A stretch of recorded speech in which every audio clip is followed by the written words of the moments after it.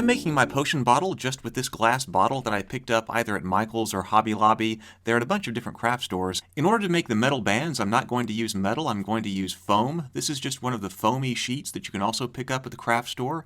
They are like 50 cents or 75 cents, so you can pick them up in bulk and have them around the workshop for when you need to make stuff. In order to attach it, I'm going to use barge cement, and this is a very classic contact cement that is used a lot in foam projects. It is a contact cement, and that means you're going to need to apply it to both surfaces that you want to attach, and then let them dry until they're only tacky. Then when you press the two surfaces together, they'll stick. In retrospect, I should have used black foam. I'm just using yellow here because I have it on hand, and I was going to paint it anyway, so it really doesn't matter what color the foam is. But when I was making this, I didn't think about the fact that I wasn't going to be able to paint the inside of this yellow foam. So when the bottle's empty, you can see down at the bottom and also at the top where the yellow foam is. You can't really paint it before you stick it on because then the glue's not going to stick to the paint so well. So if I were to do this again, I would just use black foam. I use the same procedure for the top.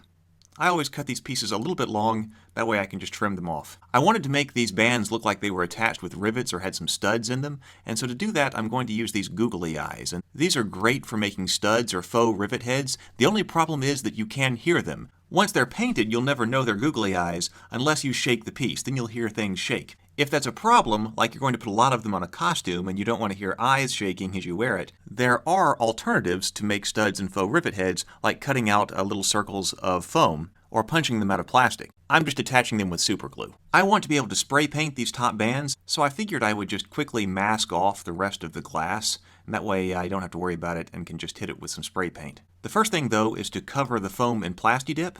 This is a rubbery type of substance, and basically it's going to seal all the foam. Once it's covered in the Plasti-Dip, that's that black you see there, I'm going to hit it again with some color this time, and I'm just going to use this Rust-Oleum hammered metal here. I think it's going to give it a neat antique look. Before I take the masking tape off, I'm going to use a combination of some black and some dark brown in order to go ahead and weather all these studs. I want it to look like there's some dirt and grime in the edges around these studs. So this is just acrylic paint that I'm using, the cheap stuff, and I'm just going around all of the edges. I put a lot down and then just use a paper towel to wipe off a lot of the excess. You just have it down there where all that dirt and grime would accumulate. Now it's time to remove the masking tape and see what it looks like. And this is when I first realized that you can see the yellow through the bottle on the interior of these foam bands. And that's why I would have used black. For the next little decorative touch, I wanted to wrap some of the bottle in this twine here. So I'm using super glue, and then I'm just going to wrap the twine around the bottle just to give it a different kind of texture